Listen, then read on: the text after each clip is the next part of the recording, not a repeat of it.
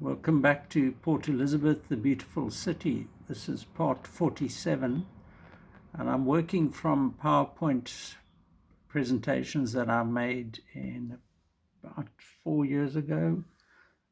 So this was going to be like the front page of it. I returned to the real center of the historic heart of Port Elizabeth, which is the Donkin Pyramid here. And as you can see, they had revamped it and given it this lovely mosaic, which, if you look at it closely, it captures a bit of the history of PE. It looks particularly nice from the top of the Donkin Pyramid, which is just to the left of the top of the Donkin Lighthouse. And I'll do that in a future thing. I climbed up there and took pictures, quite scenic. But look at this, it's ideally suited to tourism, because you look out, not only have you got these historic buildings around, Hill Presbyterian Church, the Gray Institute, the Donkin Row, which has been somewhat inappropriately restored.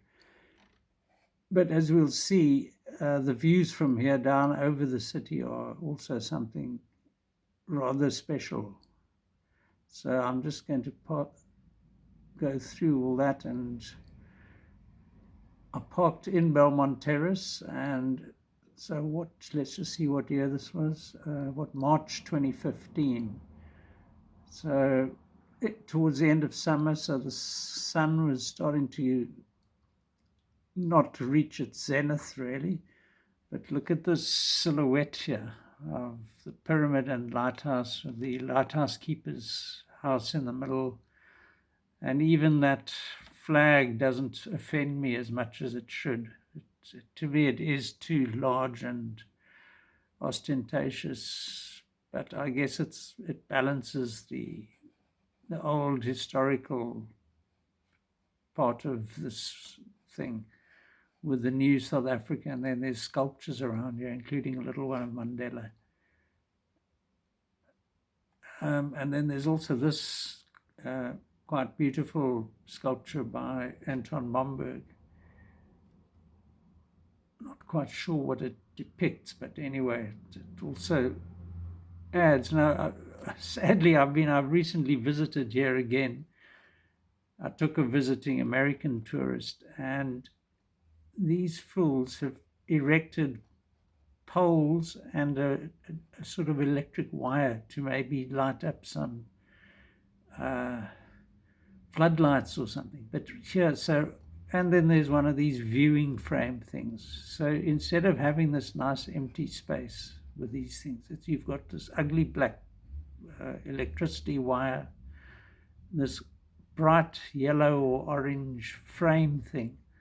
So this view is now ruined. I just don't get it. People are... Anyway, that's Anton Momberg's. It actually even looks better on the camera than it does in real life. So.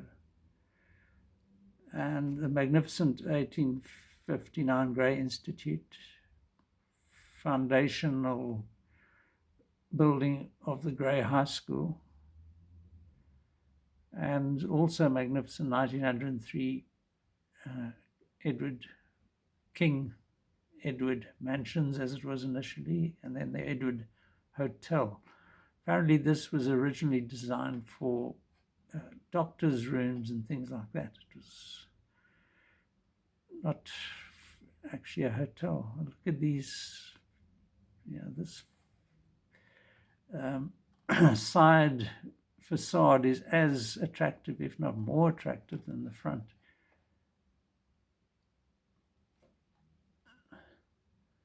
Again, as I think I've mentioned, they've repainted this thing in most just inappropriate bright blue again, I think. Maybe the paint was going cheap or something.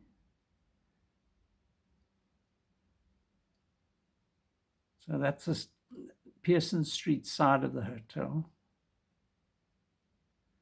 And we've mentioned this building before, the Parsonage House.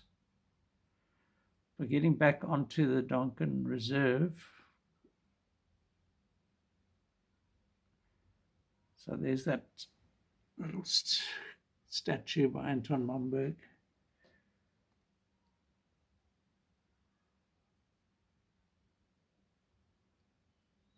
And then, I don't know why, this is also a totally thoughtless decision to plant these.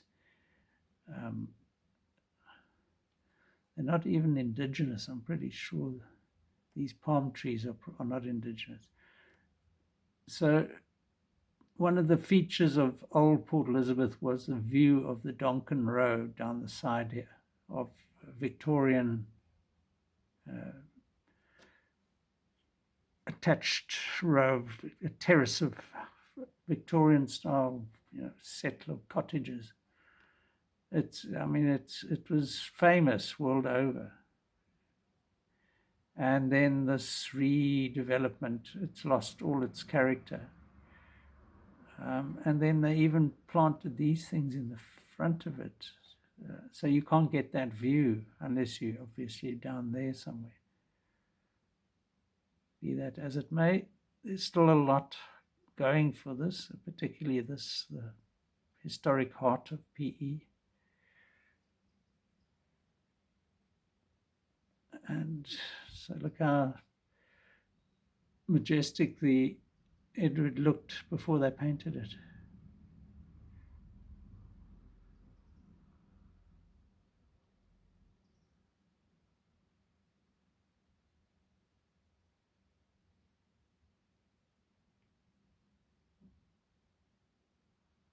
So I think this, what they did here, and that's, Port Elizabeth is a water scarce town. At the moment, we're sitting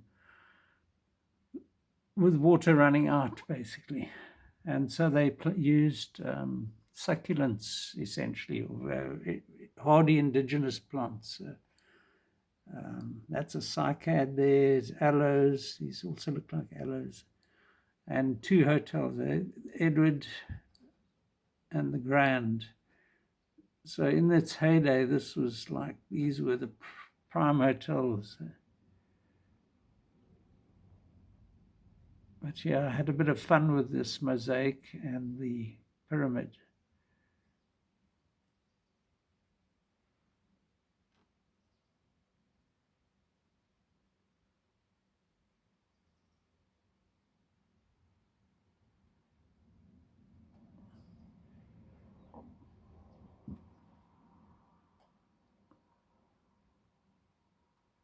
And then the view down. Now they've created this virtual road down the front. I don't get that either. It's supposedly for skateboarding or something, but heaven knows. Anyway, that's a view out into the harbour, and there's the Campanile.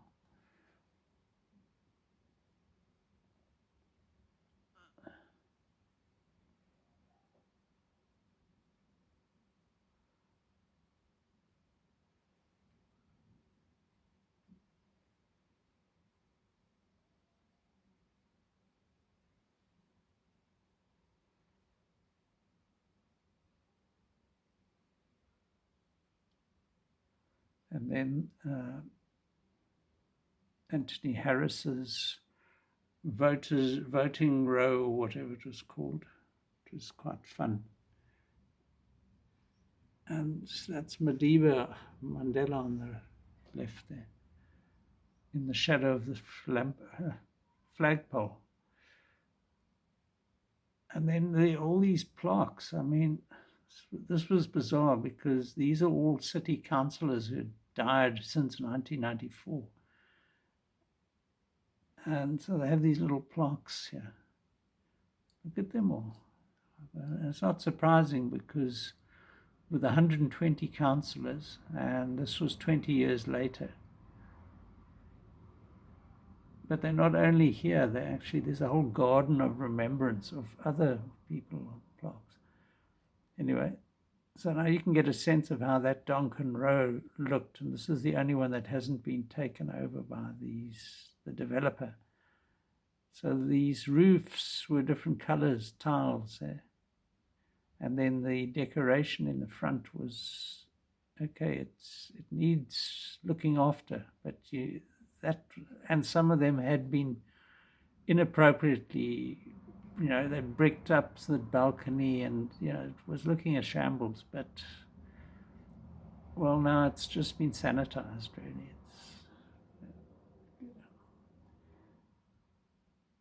But anyway, I still like my photograph with these sculptures in the foreground.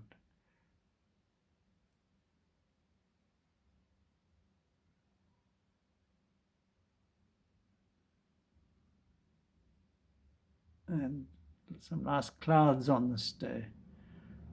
So here's a nice view from lower down of this magnificent sculptural, architectural feature. And all these, now down this sort of walkway, they erected all these little lights, lamps sort of thing, to guide your way down at night. Can you believe it? I mean, who would even walk here at night? And they went all the way down. Must have been dozens of them, but when I visited fairly recently, I don't think one of them survived. All just stripped away for their steel or metal or whatever.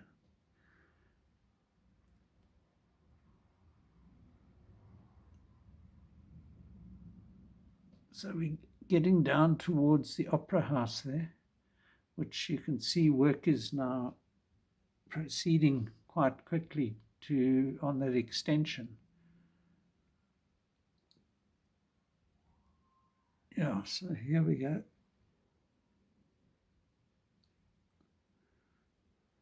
That's St. Augustine's Cathedral. So the Opera House originally, I think, ended about there. When it's complete, I do a thing. They've actually erected the dates of each section. So there was about 4 sections. The original up to here, then this, and then this, and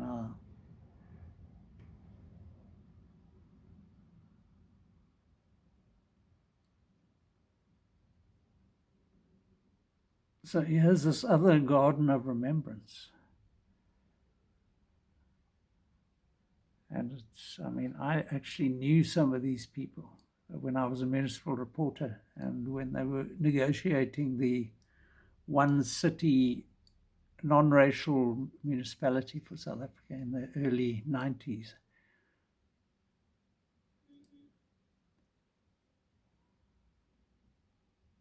But look how many there are. I mean, it's become like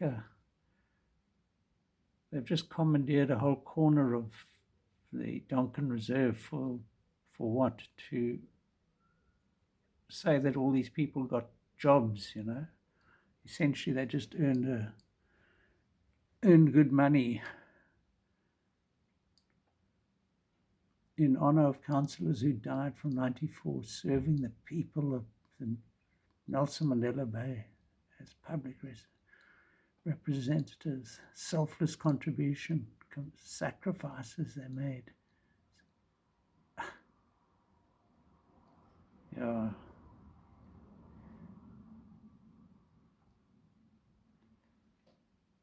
As they say in Afrikaans, ja nee, and that literally means you believe it at your peril.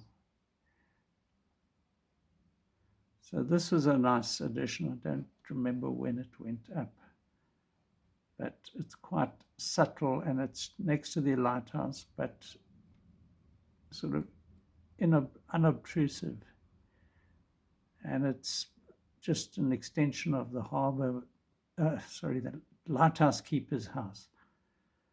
So there are 2 little plaque things on the base of the lighthouse. The one says 1861. That's a long time ago. And then this one says 1930. That's when they extended the height of the thing. And this is the harbour master's house, which is now like used. I think it was a cafe at this point. I don't know if it's still operating.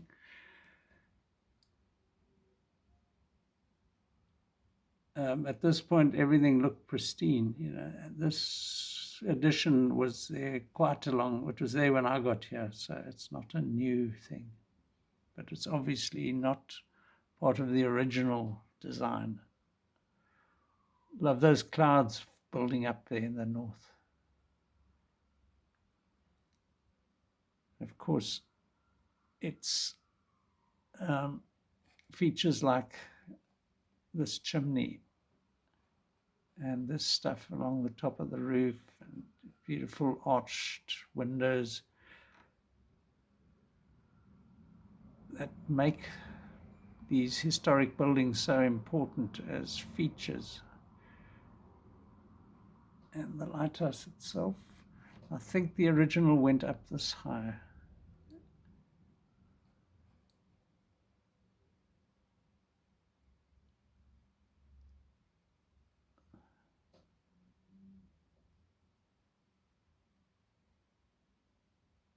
So a nice concept, not, it hasn't really detracted from this original setup here. And then they planted, as I said, indigenous plants across the Donkin, which is also a good idea. I mean, it's too steep a slope for it to be, except that top area is quite nice, which has been left as proper lawn. But the slope is beautiful for these wildflowers.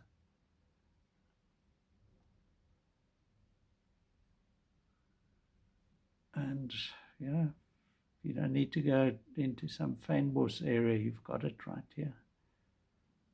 Except when I went there recently, it covered in litter. There's hundreds of thousands probably of people that are unemployed in PE, but they can't employ a few dozen people just to tidy up places. Yeah.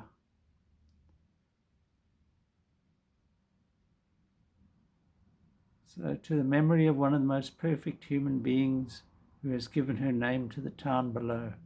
That's what this plaque, probably from 1820, says. And that was Donkin talking about his late wife, Elizabeth, who died in 1817 in India, where he had been posted.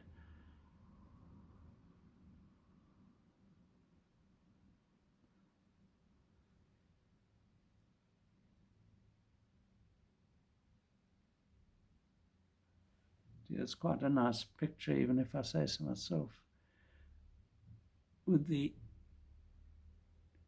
pyramid in the foreground, just that nice angle, and then Hill Presbyterian. Likewise with the Edward.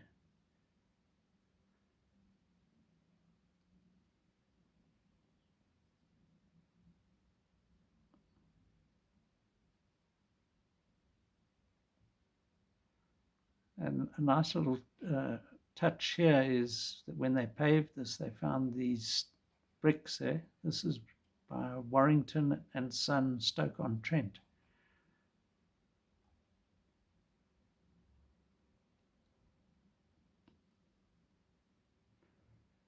And yeah, I might have already featured this, but this is the plaque on the other side, which says Elizabeth Frances, Lady Donkin, eldest daughter of Dr. George Markham, Dean of York, died at Murat in Upper Hindustan of a fever after 7 days illness on the 21st of August 1818. So sorry, it was 2 years before this it was named. Age not quite 28. She left an infant in his 7th month, too young to know the loss he had sustained. And her husband's heart is still wrung by undiminished grief.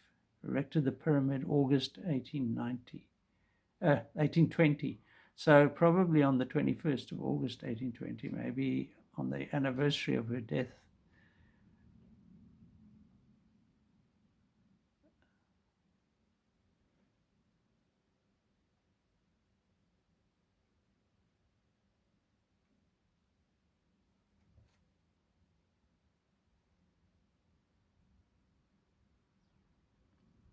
So I think we're just going to conclude with a few more views of. So this is the mosaic done by art students at the university.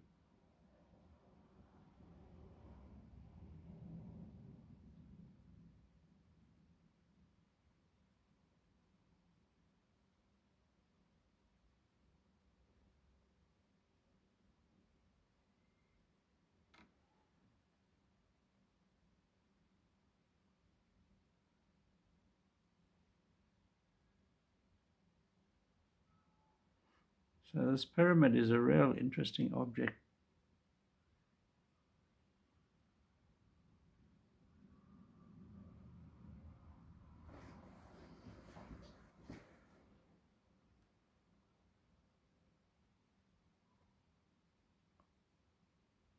And they were just busy completing this kind of walkway from that corner of the Donkin to the pyramid complex.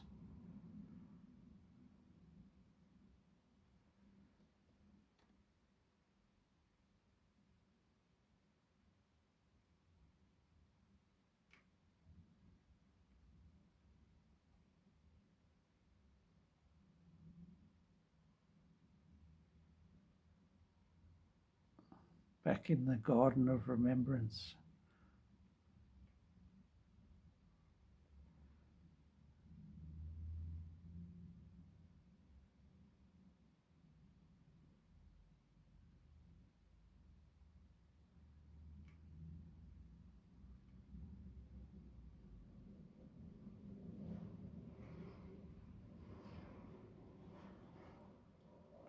So as a guy, Markin Zotoi, I remember as in the 80s, he was prominent in the United Democratic Front.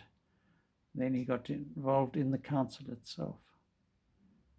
I think there are a couple of other names. Yeah, Rocky Ridgway, another prominent councillor. I think he was head of the South African Chamber of Industries at some point.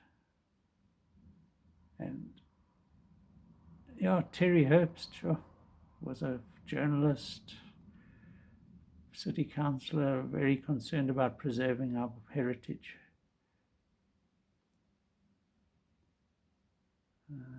Fikile Kobesi, another person I dealt with in the 80s. Euphorbia, in the base of the pyramid, of the lighthouse.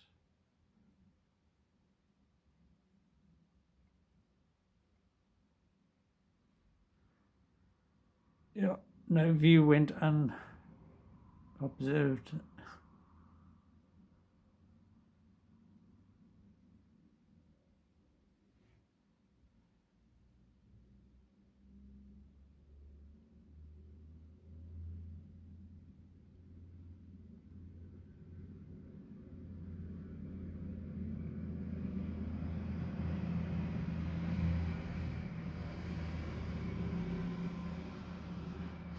So this is the picture I started with these tourists. I mean, it's the ideal spot for tourists to congregate. And if only they could just then repair to a nice restaurant or something. And there are more of those bricks that I mentioned. And back to the mosaic. So this marks the settlers. Yeah, you've got people ploughing, ox wagons, obviously the ship.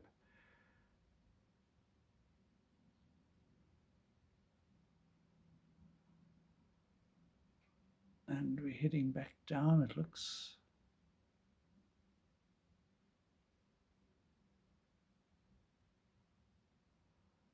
And this bizarre thing here.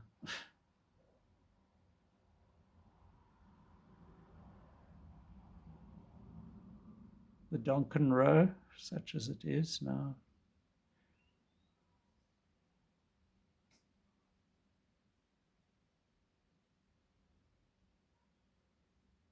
The light was perfect here.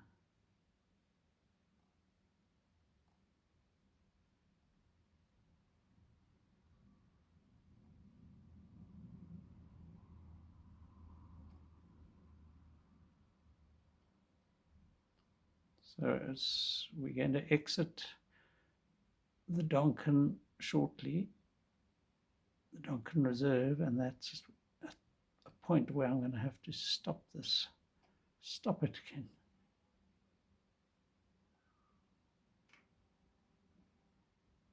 Yeah, so we're heading down now into Chapel Street.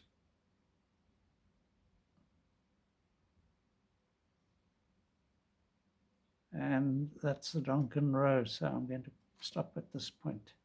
Cheers.